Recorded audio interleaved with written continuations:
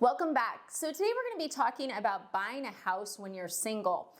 There's this weird stigma, and I'll see articles on it. Like I actually had a reporter a year or so ago reach out and they're like, Jen, what are the risks of buying a house being single? Should people wait till they're married? And I was like, ew, like, oh my God, what generation is this? Like, men have been buying houses as single men since the dawn of time. But there's this weird question now because you're seeing women make more and more independent, yes, right? And they're like, but they're not married, Jen. Those women aren't married. They can't. It's like bizarre. And it ties into the whole fact, like women couldn't even get mortgages until like the 70s. Like seriously, wild, wild stuff. So let's get into it. Whether you're a man or a woman who's single, okay, if you lose your job and you can't make your rent payment, your landlord's gonna kick you out, right? Maybe you have a rich landlord that will give you some time. Maybe you have the average landlord that can't afford to give you time, or maybe you have more and more what we're seeing, the corporation landlord who will kick you out, okay? Man or woman. If you own a house, okay, the lender, first of all, you've got a couple things. Whether you're a man or a woman, you're single, right? Okay, you're not married, just clarifying. So the lender, if you stop making your payments, you reach out to the servicer, you talk about a modification, you tell them what's going on. Many times they have programs like forbearance where you can have a period to not make your mortgage payment, and then once you have income again, they have different ways to modify. Sometimes they tag it on as a second mortgage to be paid off if you sell the house. There's lots of different opportunities, okay? Let's say you do that, you still don't have a job, none of those work. Well, you would have already been kicked out over here like months ago. So this is actually riskier. If you're like, I'm only one income, I am scared, that's scarier, okay? This side, right, let's say that you go through all of that or they can't do it, something, right?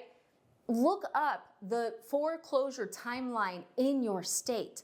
It is wild. There are some states like New York, oh my gosh, it takes forever. Different states have different foreclosure timelines, but they're pretty long. So in many cases, you have the ability to get back on your feet. Now, I get the fear, right? If you're like, wow, Jen, you're in Barbie pink being a total B.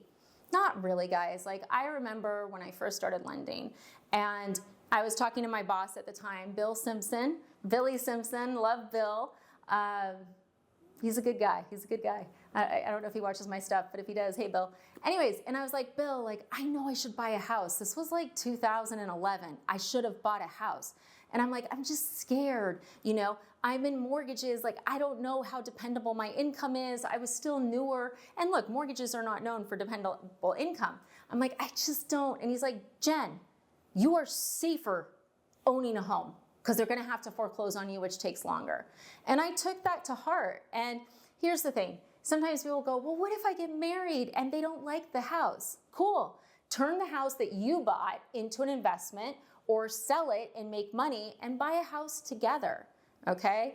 The key part of this is if you are financially in a position, if you have a credit score, meaning like, you can have zero credit, I'm okay with that. But like 400, we're gonna have a problem. But if you have decent credit, you have the money, you want to buy a house, okay? Please, guys, gals, don't wait to get married, okay? Don't, because here's the thing. What if the person that you marry has really bad credit? You've waited all that time to buy a house, they can't even be on the loan, but you love them, right? I think that there's like a new app where you have to have good credit to be on the dating app. I think it's messed up. I think you can fall in love with people with bad credit. You just help them fix it, okay? A long time ago, someone did that with me. So look, don't wait to get married to buy a house. It doesn't actually make you safer. That's the biggest thing to know. It actually could put you at higher risk, right? If you're in a community property state, Texas, California, if your spouse goes out and let's say they have a gambling problem or a shopping addiction and they spend $200,000 on credit cards, you're responsible for half, right? So look, if you want to get a house, don't be scared.